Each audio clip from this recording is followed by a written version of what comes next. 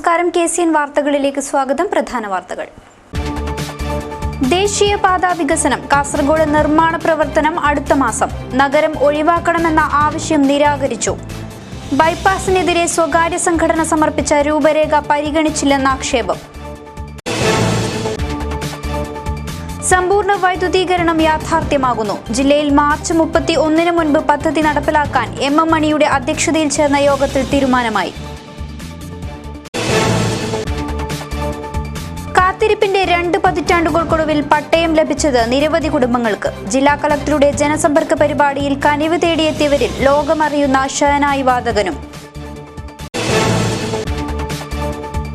ജില്ലയിൽ വാഹന പരിശോധന കർശനമാകുന്നതിനിടയിലും മണൽ കടത്തുകാരുടെ മരണപ്പാച്ചിൽ തുടരുന്നു. തിങ്കളാഴ്ച പുലർച്ചെ അധികൃതർ പിടിച്ചെടുത്തത് 12 അനധികൃത മണൽ ലോറികൾ. ജില്ലാ ജയിലിൽ ഒരാഴ്ച നീളുന്ന ജയിൽ ക്ഷേമദിനാചരണ പരിപാടികൾക്ക് തുടക്കമായി. ക്ഷേമദിനാചരണത്തിന്റെ ഉദ്ഘാടനം റവന്യൂ മന്ത്രി E. ചന്ദ്രശേഖരൻ നിർവഹിച്ചു. കേന്ദ്ര സർക്കാരിന്റെ നോട്ട് നിരോധനം മൂലം ദുരിതമനുഭവിക്കുന്നത് സാധാരണ ജനങ്ങളാണെന്ന് വൈദ്യുതി മന്ത്രി MM മണി. കാസർഗോഡ് സർവീസ് സഹകരണ ബാങ്ക് നെല്ലിക്കുന്ന് കടപ്പുറം ബ്രാഞ്ച് ഉദ്ഘാടനം ചെയ്ത് സംസാരിക്കുകയായിരുന്നു അദ്ദേഹം. വിശദമായ വാർത്തകളിലേക്ക്. കാസർഗോഡ് തിരുവനന്തപുരം ദേശീയപാത വികസനം 2ാം ഘട്ട സ്ഥലമെടുപ്പ് നടപടികൾ ആരംഭിച്ചു. നഷ്ടപരിഹാര തുക വിതരണം ഉടൻ പൂർത്തിയാക്കുമെന്ന് അധികൃതർ. കാസർഗോഡ് മുതൽ തിരുവനന്തപുരം വരെ ദേശീയപാത 6 വരിയായി വികസിപ്പിക്കുവാനുള്ള സംസ്ഥാന സർക്കാരിന്റെ തീരുമാനത്തിന്റെ ഭാഗമായി ജില്ലയിലും സ്ഥലം ഏറ്റെടുപ്പ് പ്രവൃത്തികൾ ആരംഭിച്ചിട്ടുണ്ട്. തലപ്പാടി മുതൽ കാലിക്കടവ് വരെയുള്ള 87 കിലോമീറ്റർ ദൂരത്തിലെ 60% ഭൂമിയുടെയും ഏറ്റെടുപ്പ് നടപടികൾ പൂർത്തിയാക്കിയതായി special deputy collector YMC Sukumaran KCN ന്യൂസിനോട് പറഞ്ഞു. കാസർഗോഡ് ജില്ലയിൽ തലപ്പാടി മുതൽ കാലിക്കടവ് വരെയുള്ള 87 കിലോമീറ്റർ ദൂരത്ത് നാഷണൽ ഹൈവേക്ക് വേണ്ടിയിട്ട് 110 ഹെക്ടറാണ് എക്വയർ ചെയ്യേണ്ടത്. പൊന്നുംവില കൊടുത്ത് ഏറ്റെടുക്കേണ്ട ഭൂമി 110 ഹെക്ടറാണ്. ഈ 110 ഹെക്ടറിൽ ഏകദേശം 68 ഹെക്ടർ ഭൂമി സർക്കാരിൻ്റെ ഉടമസ്ഥയിലായിക്കഴിഞ്ഞു. വിജ്ഞാപനം വഴി ഏറ്റെടുത്ത് കഴിഞ്ഞു. അതിൻ്റെ വില നിർണ്ണയം നടന്നുകൊണ്ടിരിക്കുകയാണ്. വില നിർണ്ണയത്തിൻ്റെ സ്റ്റേജ് അവസാന ഘട്ടത്തിലാണ്. ബിൽഡിങ്ങുകളുടെ വില കൂടി നിശ്ചയിച്ചു കഴിഞ്ഞാൽ ഏകദേശം അത് കഴിഞ്ഞു.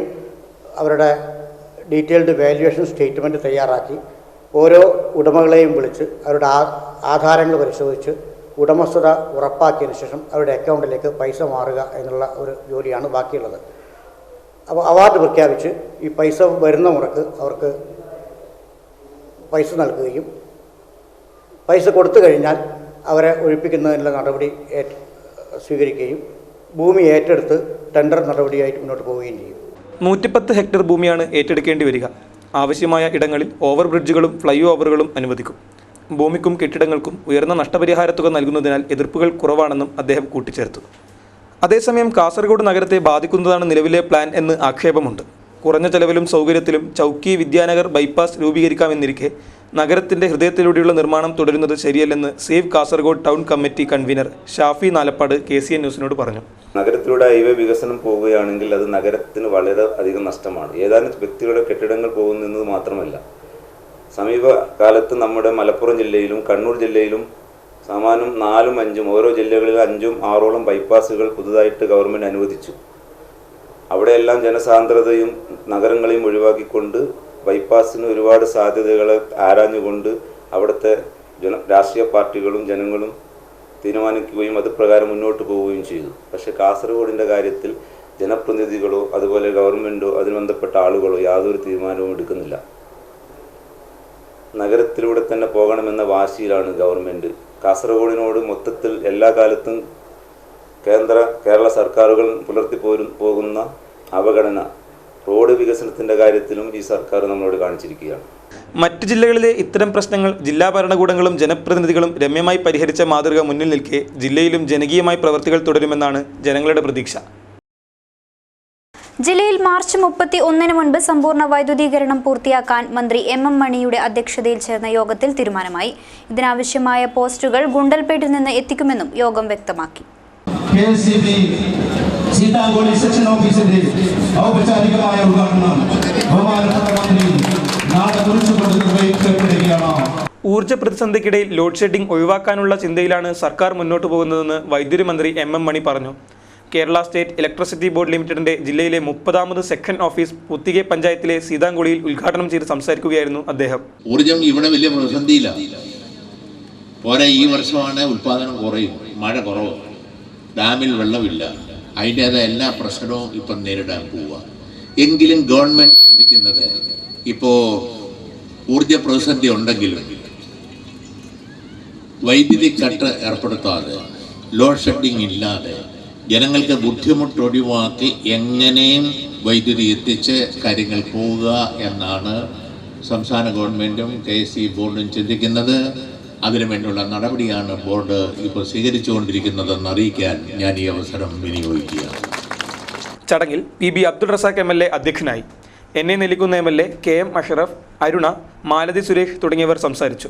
തുടർന്ന് KSEB ലിമിറ്റഡിന്റെ കാസർഗോഡ് 33 kV സബ്സ്റ്റേഷൻ ഉദ്ഘാടനവും കാസർഗോഡ് മുനിസിപ്പൽ ടൗൺ ഹാളിൽ നടന്ന ചടങ്ങിൽ വൈദ്യുതി ഭവൻ നിർമ്മാണോദ്ഘാടനവും മന്ത്രി നിർവഹിച്ചു.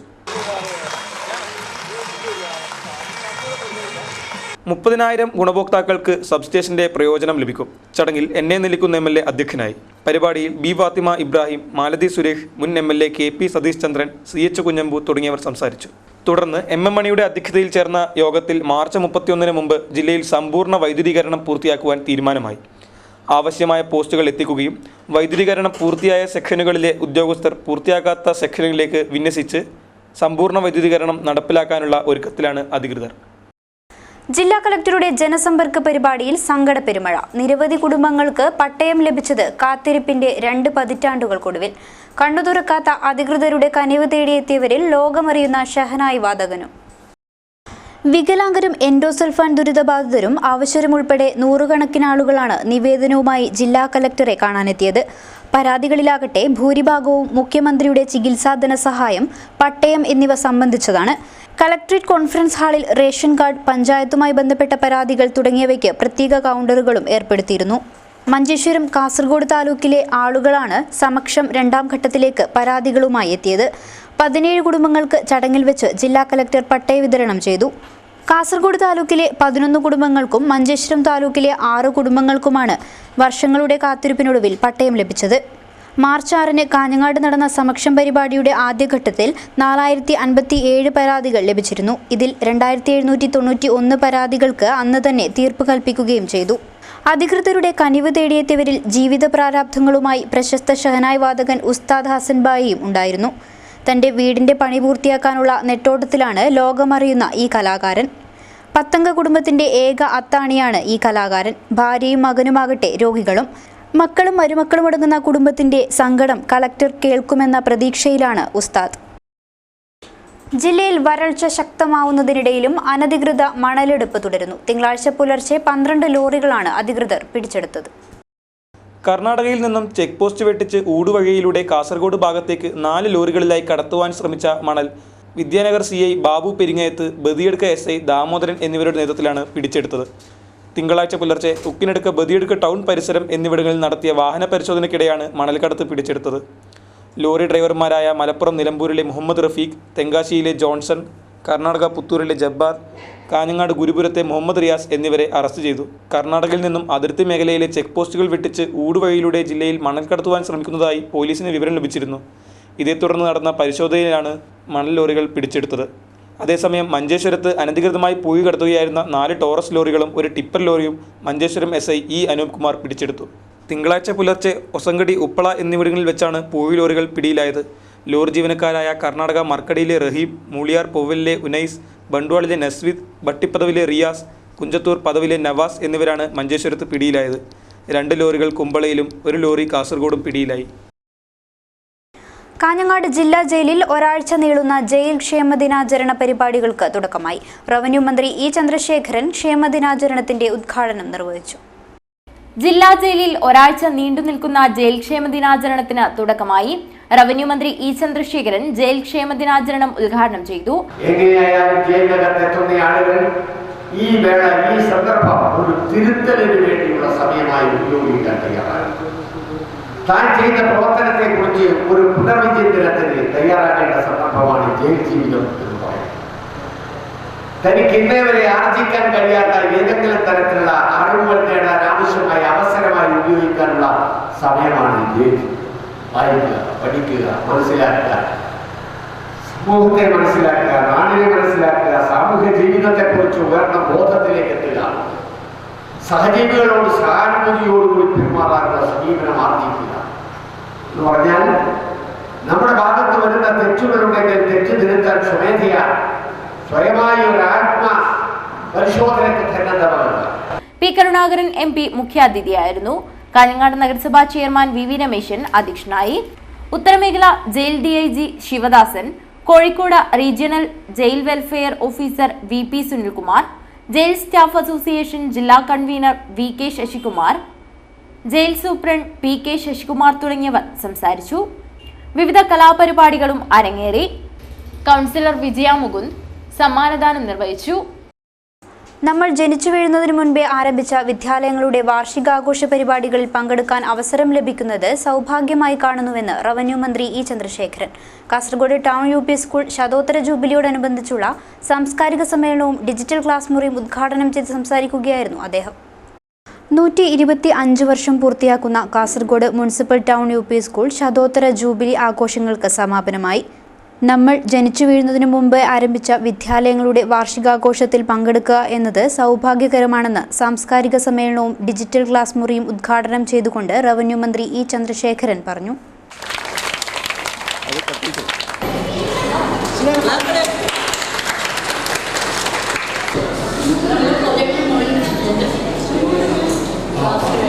നമ്മളെന്നും ഈ ഭൂമിയിൽ ജനിച്ചു വീഴുന്നതിന് എത്രയോ വർഷങ്ങൾക്ക് മുമ്പ് ആരംഭിച്ച വിദ്യാലയം, ആ വിദ്യാലയങ്ങളുടെ 100-ാമതും 120-ാമതും 125-ാമതും വാർഷികാഘോഷങ്ങളിൽ പങ്കെടുക്കാനുള്ള ഒരു അവസരം എന്ന് പറയുന്നതാണ് ഞാൻ പറഞ്ഞൊരു വലിയ സൗഭാഗ്യമായി കാണുകയാണ്. വിദ്യാഭ്യാസ സ്ഥാപനങ്ങൾക്ക് അതിൻ്റേതായ പ്രത്യേകതകളുണ്ടല്ലോ. മറ്റേത് സ്ഥാപനങ്ങളുടെ ഉദ്ഘാടനം നിർവഹിക്കുന്നതിലും വലുതാണ് അതുമായി ബന്ധപ്പെട്ട വാർഷികാഘോഷങ്ങളായാലും വിദ്യാലയങ്ങളിലെ ആഘോഷ പരിപാടികളുടെ ഉദ്ഘാടനം നിർവഹിക്കും. മുടക്കിയ മുതൽ ഒരിക്കലും നഷ്ടപ്പെടാത്ത ഒരേ ഒരു സ്ഥാപനം. NA നെല്ലിക്കുന്ന് MLA അധ്യക്ഷത വഹിച്ചു. പ്രഥമ അധ്യാപിക K Sarojini, CV Unnikrishnan, MP Satheesan തുടങ്ങിയവർ സംസാരിച്ചു. ശതോത്തര ജൂബിലിയുടെ സമാപന സമ്മേളനം NA നെല്ലിക്കുന്ന് MLA ഉദ്ഘാടനം ചെയ്തു. ചടങ്ങിൽ TE അബ്ദുള്ള അധ്യക്ഷനായി. സർവീസിൽ നിന്നും വിരമിക്കുന്ന ശോഭ റാണിക്ക് ചടങ്ങിൽ വെച്ച് ഉപഹാരം നൽകി. നമ്മുടെ ചെമ്മനാട് ഗവൺമെൻറ് ഹയർ സെക്കൻഡറി സ്കൂളിലെ അധ്യാപകനും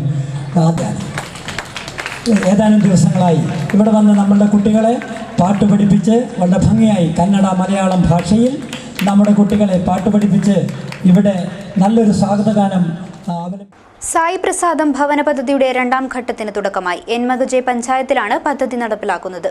പദ്ധതിയുടെ ശിലാസ്ഥാപനം നടന്നു.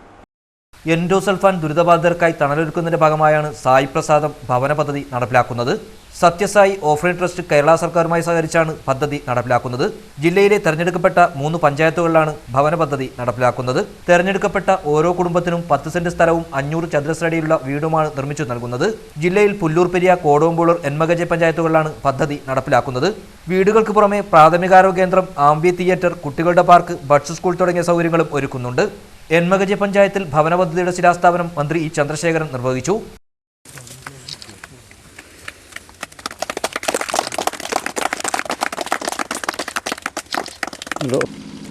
ഇവിടെ പ്രവർത്തനം ആരംഭിച്ച സായി ട്രസ്റ്റിൻ്റെ പ്രത്യേക ശ്രദ്ധ പതിഞ്ഞത് എൻഡോസൾഫൻ ഇരകളുടെ പ്രശ്നത്തിന് പരിഹാരമുണ്ടാക്കുക എന്നതിലായിരുന്നു.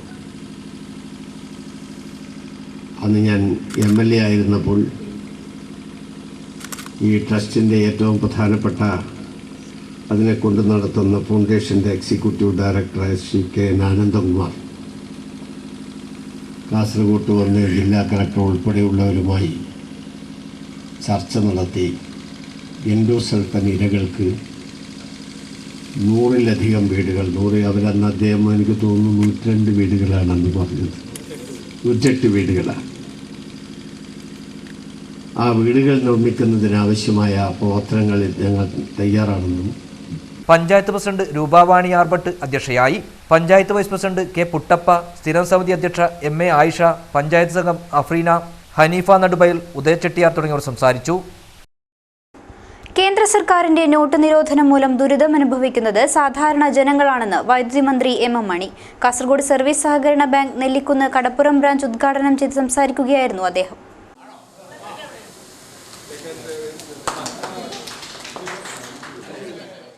കാസർഗോഡ് സർവീസ് സഹകരണ ബാങ്ക് നെല്ലിക്കുന്ന് കടപ്പുറം ബ്രാഞ്ച് ബീച്ച് റോഡിൽ വൈദ്യുതി മന്ത്രി എം.എം. മണി ഉദ്ഘാടനം ചെയ്തു.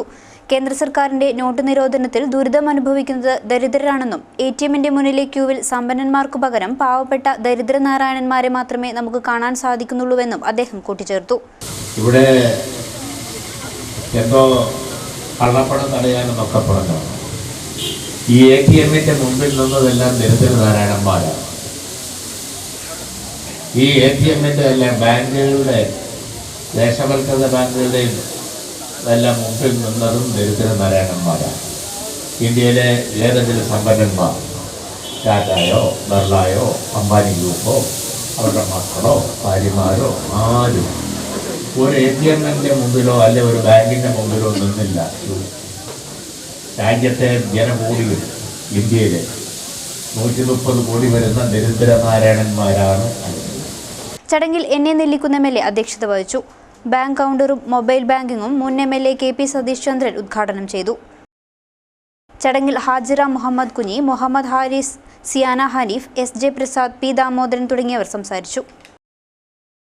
കാഞ്ഞങ്ങാട് നഗരസഭയുടെ സഹകരണത്തോടെ റോട്ടറിയുടെയും മാതൃഭൂമിയുടെയും സംയുക്ത ആഭിമുഖ്യത്തിൽ ജൈവ പച്ചക്കറിയെ പ്രോത്സാഹിപ്പിക്കുക എന്ന ലക്ഷ്യത്തോടെ കാഞ്ഞങ്ങാട് സെമിനാർ സംഘടിപ്പിച്ചു. കാഞ്ഞങ്ങാട് നഗരസഭാ ടൗൺ ഹാളിലാണ് സെമിനാർ സംഘടിപ്പിച്ചത്. ജൈവ പച്ചക്കറി കൃഷി എങ്ങനെ ശാസ്ത്രീയമായി നടത്താമെന്ന് വിശദീകരിച്ചുകൊണ്ടായിരുന്നു സെമിനാർ നടന്നത്. കാഞ്ഞങ്ങാട് നഗരസഭയുടെ സഹകരണത്തോടെ റോട്ടറിയും മാതൃഭൂമിയും ചേർന്നാണ് പരിപാടി സംഘടിപ്പിച്ചത്. കാഞ്ഞങ്ങാട് നഗരസഭാ ചെയർമാൻ വി രമേശൻ ഉദ്ഘാടനം നിർവഹിച്ചു. അത് തിരിച്ചറിഞ്ഞിട്ടും നമ്മൾ ആ വിഷമുള്ള പച്ചക്കറി തന്നെ കഴിക്കേണ്ട അവസ്ഥ ഇന്ന് നിലനിൽക്കുകയാണ്. അതിനൊരു മാറ്റം വേണം. ആ മാറ്റത്തിനുള്ള കൈകോർക്കലാണ് നമുക്കാവശ്യമായ പച്ചക്കറികൾ നമ്മുടെ മണ്ണിൽ നിന്ന് തന്നെ ഉൽപ്പാദിപ്പിക്കപ്പെടുന്നു. വിഷരഹിതമായ പച്ചക്കറി അത് വളരെ എളുപ്പമുള്ള കാര്യമാണ്. നമ്മുടെ വീട്ടുമുറ്റത്ത് നമുക്ക് സ്ഥലമില്ലാതെ പ്രശ്നങ്ങളൊന്നും ഇന്നൊരു പ്രശ്നമേ അല്ല. 5 സെന്റ് സ്ഥലത്തിൽ വളരെ മനോഹരമായി ആവശ്യമായ പച്ചക്കറികൾ കൃഷി ചെയ്യുന്ന വീടുകൾ കാഞ്ഞങ്ങാട് നഗരസഭയ്ക്ക് തന്നെ നിരവധിയാണ്. Rotary president Ranjith C Nair അധ്യക്ഷനായി. Rotary assistant governor M.S. Pradeep മുഖ്യാതിഥിയായിരുന്നു. ശാസ്ത്രീയമായ പച്ചക്കറി കൃഷി രീതികൾ, ഏതു രീതിയിൽ വളമിടണം, ഏതു തരത്തിലാണ് പരിപാലനം ഉണ്ടാകേണ്ടത് എന്നിങ്ങനെയുള്ള സംശയങ്ങൾ ദൂരീകരിക്കാനും ജൈവ പച്ചക്കറി കൃഷിയെ സമൃദ്ധമാക്കാനും ലക്ഷ്യമിട്ടാണ് സെമിനാർ സംഘടിപ്പിച്ചത്. കൃഷി അസിസ്റ്റന്റ് ഡയറക്ടർ ഡോക്ടർ വീണ റാണി ക്ലാസ് എടുത്തു. സെമിനാറിൽ പങ്കെടുത്തവർക്ക് സൗജന്യമായി വിത്ത് പാക്കറ്റുകൾ വിതരണം ചെയ്തു. കലാഭവൻ മണിയുടെ ഓർമ്മകൾ അയവിറക്കി മണിവസന്തം 2017. കലാഭവൻ മണിയുടെ 1ാം ചരമവാർഷികത്തിന്റെ ഭാഗമായി മൈൻഡ് ഓഫ് ഇന്ത്യയും കാഞ്ഞങ്ങാട് കലാകായിക സാംസ്കാരിക സമിതിയും ചേർന്നാണ് അനുസ്മരണ പരിപാടി സംഘടിപ്പിച്ചത്. മൈൻഡ് ഓഫ് ഇന്ത്യയും കാഞ്ഞങ്ങാട് കലാകായിക സാംസ്കാരിക സമിതിയും സംയുക്തമായാണ് കലാഭവൻ മണിയുടെ ഓർമ്മകളെ അയവിറക്കി മണിവസന്തം 2017 സംഘടിപ്പിച്ചത്. സിനിമയിൽ മറക്കാനാവാത്ത ഒരുപാട് നല്ല കഥാപാത്രങ്ങളിലൂടെയും നാടൻ പാട്ടുകളിലൂടെയും മലയാളി മനസ്സ് കീഴടക്കിയ കലാഭവൻ മണിയുടെ ഓർമ്മകൾ നിറഞ്ഞുനിന്ന മണിവസന്തം 2017 കാണികൾക്ക് കൗതുകമേകി. ആരാടെ നിൽക്കുക? 10 സെക്കൻഡ് തേടിനൊന്നും ആരും നിൽക്കൂല, എല്ലാരും ഓടിക്കഴിഞ്ഞിട്ടുണ്ടാവും. പിന്നെ എന്തിനാ കിട്ടിയേ? മുക്രിയോ? കിട്ടി. 10 സെക്കൻഡ് തേർഡൊക്കെ കിട്ടിയെങ്കിൽ ഈ ഫസ്റ്റ് കിട്ടിയ മാപ്പിളപ്പാട്ടിന് ആരായിരുന്നു ജഡ്ജി? അച്ഛനാടെ നിൽക്കുള്ളൂ. സെക്കൻഡ് കിട്ടിയാനോ? ഇന്റെ മാമനാടെ നിൽക്കുള്ളൂ. പിന്നെ മ്യൂക്രിക്കോ?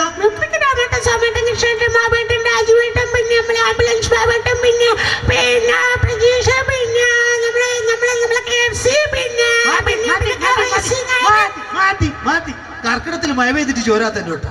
നോർത്ത് കോട്ടച്ചേരിയിൽ നടന്ന പരിപാടി നഗരസഭാ ചെയർമാൻ വി രമേശൻ ഉദ്ഘാടനം ചെയ്തു. Mind of India president K Ramachandran അധ്യക്ഷത വഹിച്ച ചടങ്ങിൽ കാഞ്ഞങ്ങാട് സാംസ്കാരിക സമിതി പ്രസിഡന്റ് എ ചന്ദ്രൻ സ്വാഗതം പറഞ്ഞു. ഹോസ്ദുർഗ് CI CK സുനിൽകുമാർ മുഖ്യാതിഥിയായിരുന്നു. Advocate V Gopi, Madhu, P Krishnakumar തുടങ്ങിയവർ സംസാരിച്ചു. തുടർന്ന് മെഗാസ്റ്റാർ കോഴിക്കോട് അവതരിപ്പിച്ച 3-men കോമഡി ഷോ ആൻഡ് ഗാനമേളയും ശ്രദ്ധേയമായി. കലാഭവൻ മണിയുടെ രൂപസാദൃശ്യവും അനുകരണ മികവും കൊണ്ട് ശ്രദ്ധ നേടിയ മണിദാസ് പയ്യോളിയുടെ നാടൻ പാട്ടുകൾ മണിവസന്തത്തിന് മാറ്റുകൂട്ടി.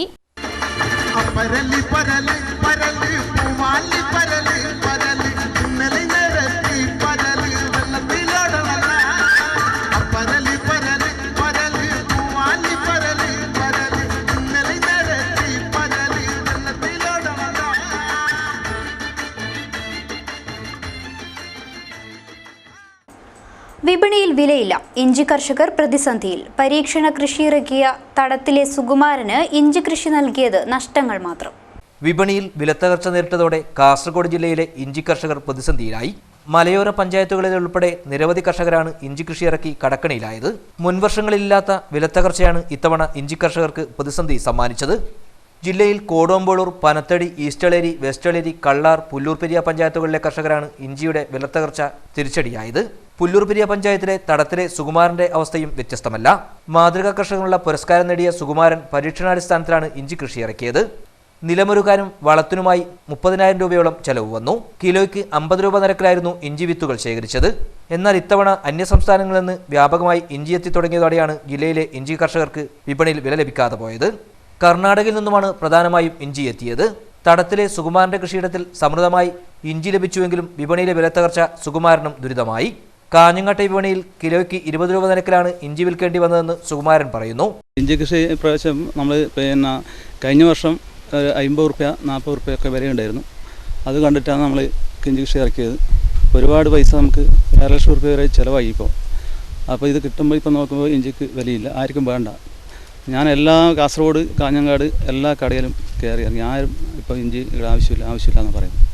അങ്ങനെ ഇപ്പോൾ ലാസ്റ്റ് ഒരാൾ കാഞ്ഞങ്ങാട് എടുക്കുക 20 റുപ്യ വില പറഞ്ഞു. 20 റുപ്യ 20 റുപ്യക്ക് നമുക്കിത് കൊടുത്തിട്ട് ഈ പണിക്ക് ഇറങ്ങി ഈ കൂലിയും കൂട്ടിയാൽ നമുക്കിത് മുതലാവില്ല. ഇത് മൊത്തം കടാണ്, നഷ്ടമാണ്. വിളവെടുപ്പ് പൂർത്തിയായെങ്കിലും ഇഞ്ചി വാങ്ങാൻ ആളില്ലാത്തതിനാൽ ജില്ലയിലെ വിപണികൾ തോറും സുകുമാരന് ഇഞ്ചിയുടെ ആവശ്യക്കാരെ തേടി പോകേണ്ടതായി വന്നു. കൃഷിവകുപ്പിലും സഹായം തേടി പോയെങ്കിലും ഇഞ്ചി കൃഷിക്ക് പ്രത്യേക പദ്ധതികളിൽ നിന്ന് പറഞ്ഞ് മടക്കുകയായിരുന്നു. ഇതര കാർഷിക മേഖലയിൽ സജീവമായ സുകുമാരന് ഇഞ്ചി കൃഷിയിലെ കൈപ്പേറിയ അനുഭവം ഇനി പരീക്ഷണ കൃഷിയിലേക്കില്ല എന്ന തീരുമാനത്തിൽ എത്തിക്കുകയായിരുന്നു. ഇതര കാർഷിക മേഖലയിലും സജീവമായ സുകുമാരന് ഇഞ്ചി കൃഷിയിലെ കൈപ്പേറിയ അനുഭവം ഇനി പരീക്ഷണ കൃഷിയിലേക്കില്ല എന്ന തീരുമാനമെടുക്കാൻ പ്രേരിപ്പിക്കുകയായിരുന്നു. ഇച്ഛാശക്തിയോടെ കൃഷിയിലേക്ക് ഇറങ്ങുന്നവർക്ക് തിരിച്ചടി നേരിടുമ്പോൾ അവരെ സഹായിക്കാൻ കൃഷിവകുപ്പ് ഉൾപ്പെടെയുള്ള സംവിധാനങ്ങൾ ഉണരേണ്ടത് കാലത്തിന്റെ ആവശ്യമായി തീർന്നിരിക്കുകയാണ്. SFI ജില്ലാ സമ്മേളനത്തിന് കാഞ്ഞങ്ങാട്ട് തുടക്കമായി. 2 ദിവസങ്ങളിലായി നടക്കുന്ന സമ്മേളനത്തിന്റെ ഭാഗമായി നടന്ന പ്രതിനിധി സമ്മേളനം മേലാങ്കോട്ട് നടന്നു.